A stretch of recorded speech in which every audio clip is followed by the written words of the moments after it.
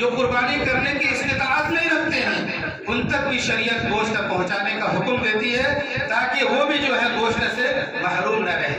تو گویا کہ ہمارے دونوں تہواروں کو اگر ہم دیکھیں تو دونوں تہواروں کے اندر جو ہے اسلام ہمدردی کا پیغام دیتا ہے، اسلام محبت کا پیغام دیتا ہے، اسلام بھائی چارہ کا پیغام دیتا ہے۔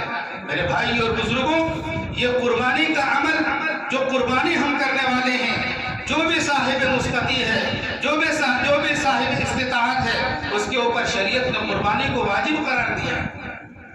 عظمت انسان وابستہ ہے قربانی سے، عظمت انسان وابستہ ہے قربانی سے، قوت ایمان وابستہ ہے قربانی سے۔ میرے بھائی اور بزرگوں، یہ قربانی بہت اہم چیز ہے۔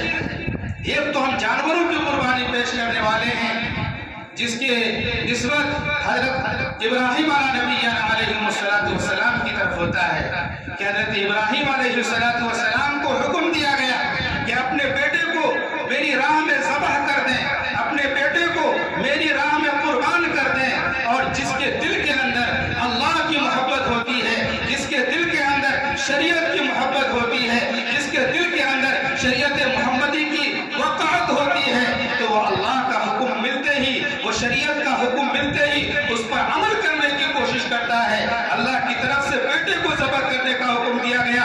ابراہیم علیہ السلام نے اب اللہ سے یہ نہیں کہا کہ اللہ تو بیٹا ذبح کرا رہا ہے، اس میں تیرا کیا فائدہ ہونے والا ہے، کیوں کرا رہا ہے، اتنی بڑی عمر میں اولاد دیا ہے تو ایسا کیوں کر رہا ہے، بالکل سوال نہیں کیا اللہ سے۔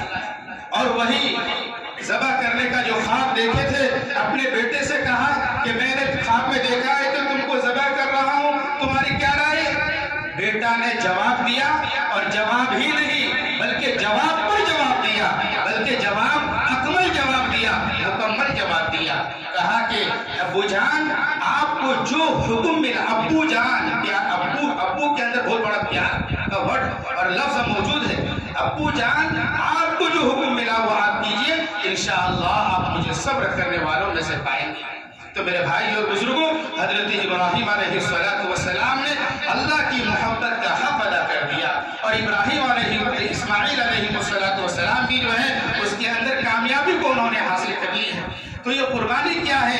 اللہ کے رسول صلی اللہ علیہ وسلم سے پوچھا گیا تو اللہ کے رسول صلی اللہ علیہ وسلم نے بیان فرمایا ہے کہ یہ تمہارے باپ ابراہیم علیہ السلام کی سنت ہے۔